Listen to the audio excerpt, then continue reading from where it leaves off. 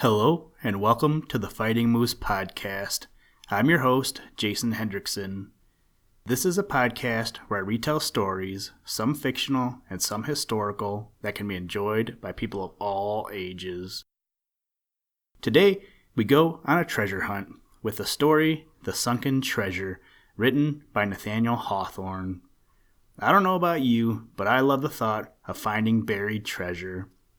I like to do everyday treasure hunts when I'm walking around stores and such. I feel like most people don't pick up change on the ground, but I do, and also I do it a lot when I'm with my son. I always point it out to him, or he'll see it before I do. Not that that is our intention of going to stores, but it's always fun when you find a penny or dime lying on the ground. It's like a treasure hunt. Anyway, I hope that you find lots of treasure this year as we start the year 2020. The treasure isn't always monetary, but I hope you find your treasure, whatever it may be. Now, let's turn to today's story. I hope you enjoy. Let's begin. Liftoff. We have a liftoff.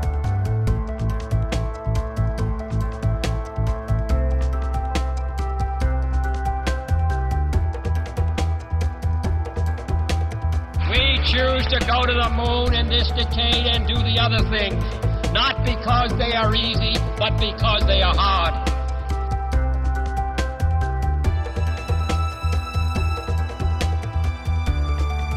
The Sunken Treasure.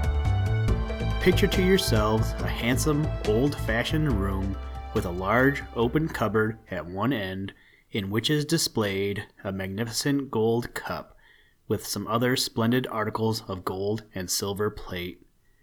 In another part of the room, opposite to a tall looking-glass, stands our beloved chair, newly polished and adorned with a gorgeous cushion of crimson velvet tufted with gold. In the chair sits a man of strong and sturdy frame, whose face has been roughened by northern tempests and blackened by the burning sun of the West Indies. He wears an immense periwig flowing down over his shoulders. His coat has a wide embroidery of golden foliage, and his waistcoat, likewise, is all flowered over and bedizened with gold. His red, rough hands, which have done many a good day's work with the hammer and adze, are half covered by the delicate lace ruffles at his wrists. On a table lies his silver-hilted sword, and in the corner of the room stands his gold-headed cane, made of a beautifully polished West India wood. Somewhat such an aspect as this did Phips present when he sat in grandfather's chair after the king had appointed him governor of Massachusetts. But Sir William Phips had not always worn a gold-embroidered coat, nor always sat so much at his ease as he did in grandfather's chair.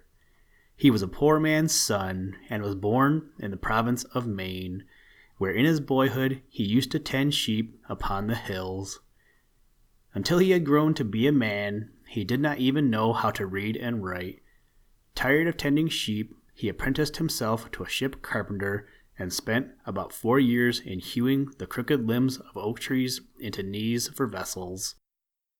In 1673, when he was 22 years old, he came to Boston, and soon afterwards was married to a widow lady who had property enough to set him up in business.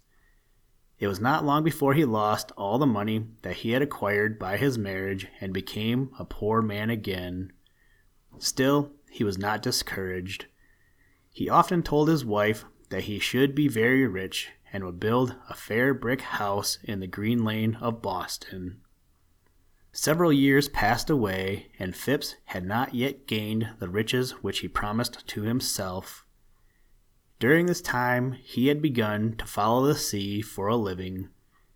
In the year 1684 he happened to hear of a Spanish ship which had been cast away near Puerto de la Plata. She had now lain for 50 years beneath the waves. This old ship had been laden with immense wealth, and nobody had thought of the possibility of recovering any part of it from the deep sea which was rolling and tossing it about. But though it was now an old story, Phipps resolved that the sunken treasure should again be brought to light. He went to London and obtained admittance to King James. He told the king of the vast wealth that was lying at the bottom of the sea. King James listened with attention and thought this was a fine opportunity to fill his treasury with Spanish gold. He appointed William Phipps to be captain of a vessel called the Rose Algier, carrying 18 guns and 95 men. So now he was Captain Phipps of the English Navy. The captain sailed from England and cruised for 2 years in the West Indies, trying to find the wrecked Spanish ship. But the sea is so wide and deep that it is no easy matter to discover the exact spot where a sunken vessel lies. The prospect of success seemed very small, and most people thought that Phipps was as far from having money enough to build a fair brick house as he was while he tended sheep. The seamen became discouraged and gave up all hope of making their fortunes by discovering the Spanish wreck. They wanted Phipps to turn pirate. There was much better prospect of growing rich by plundering vessels which still sailed in the sea than by seeking for a ship that had lain beneath the waves full half a century. They broke out in open mutiny, but were finally mastered by Phipps and compelled to obey his orders. It would have been dangerous to continue much longer at sea with such a crew of mutinous sailors, and the ship was unseaworthy, so Phipps judged it best to return to England. Before leaving the West Indies, he met with an old Spaniard who remembered the wreck of the Spanish ship and gave him directions how to find the very spot. It was on a reef of rocks, a few leagues from Porto de la Plata. On his arrival in England, Phipps solicited the king to let him have another vessel and send him back again to the West Indies, but King James refused to have anything more to do with the affair. Phipps might never have been able to renew the search if the Duke of Albemarle and some other noblemen had not lent their assistance. They fitted out a ship, and he sailed from England and arrived safely at La Plata, where he took in adze and assisted his men to build a large boat. The boat was intended for going closer to the rocks than a large vessel could safely venture. When it was finished, the captain sent several men in to examine the spot where the Spanish ship was said to have been wrecked. They were accompanied by some Indians who were skillful divers and could go down a great way into the depths of the sea. The boat's crew proceeded to the reef of rocks and gazed down into the transparent water. Nothing could they see more valuable than a curious sea shrub growing beneath the water in a crevice of the reef of rocks. It flaunted to and fro with the swell and reflux of the waves, and looked as bright and beautiful as if its leaves were gold. "We won't go back empty-handed," cried an English sailor, and then he spoke to one of the Indian divers. "Dive down and bring me that pretty sea shrub there. That's the only treasure we shall find." Down plunged the diver, and soon rose dripping from the water, holding the sea shrub in his hand. But he had learned some news at the bottom of the sea.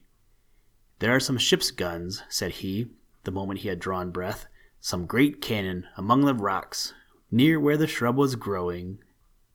No sooner had he spoken than the English sailors knew that they had found the spot where the Spanish galleon had been wrecked so many years before.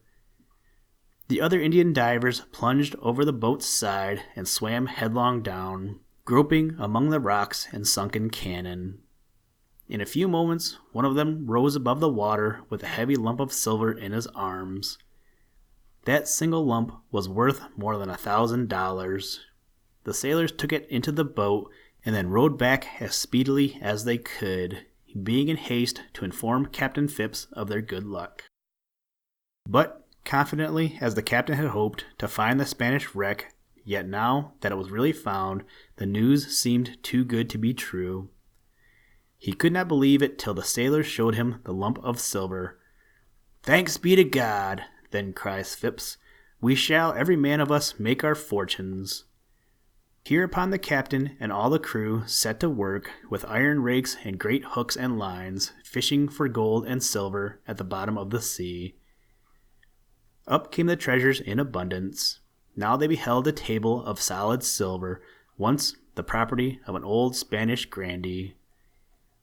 Now they found an altar vessel, which had been destined as a gift to some Catholic church. Now they drew up a golden cup, fit for the King of Spain to drink his wine out of. Now the rakes were loaded with masses of silver bullion. There were also precious stones among the treasure, glittering and sparkling, so that it is a wonder how the radiance could have been concealed. After a day or two, they discovered another part of the wreck where they found a great many bags of silver dollars, but nobody could have guessed that these were money bags. By remaining so long in the salt water, they had become covered over with a crust which had the appearance of stone, so that it was necessary to break them in pieces with hammers and axes. When this was done, a stream of silver dollars gushed out upon the deck of the vessel. The whole value of the recovered treasure, plate, bullion, precious stones, and all, was estimated at more than $2 millions. It was dangerous even to look at such a vast amount of wealth. A captain who had assisted Phipps in the enterprise lost his reason at the sight of it. He died 2 years afterward, still raving about the treasures that lie at the bottom of the sea. Phipps and his men continued to fish up plate, bullion, and dollars, as plentifully as ever, till their provisions grew short. Then, as they could not feed upon gold and silver any more than old King Midas could, they found it necessary to go in search of food. Phipps returned to England, arriving there in 1687, and was received with great joy by the Albemarles and other English lords who had fitted out the vessel. Well they might rejoice, for they took the greater part of the treasures to themselves. The captain's share, however, was enough to make him comfortable for the rest of his days. It also enabled him to fulfill his promise to his wife by building a fair brick house in the Green Lane of Boston. The Duke of Albemarle sent Mrs. Phipps a magnificent gold cup worth at least $5,000. Before Captain Phipps left London, King James made him a knight, so that, instead of the obscure ship carpenter who had formerly dwelt among them, the inhabitants of Boston welcomed him on his return as the rich and famous Sir William Phipps.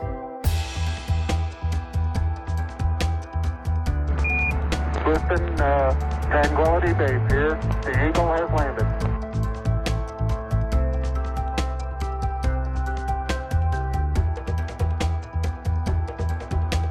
That's one small step for man,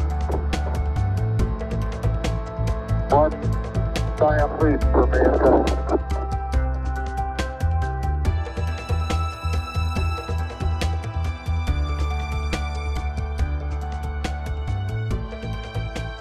Thank you for listening to this episode of the Fighting Moose podcast.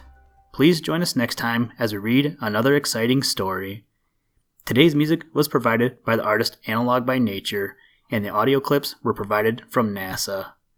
For more information to download and or listen to audio or materials from all our recordings, or to contact us, please visit www.thefightingmoose.com, or you can follow the links in the show notes.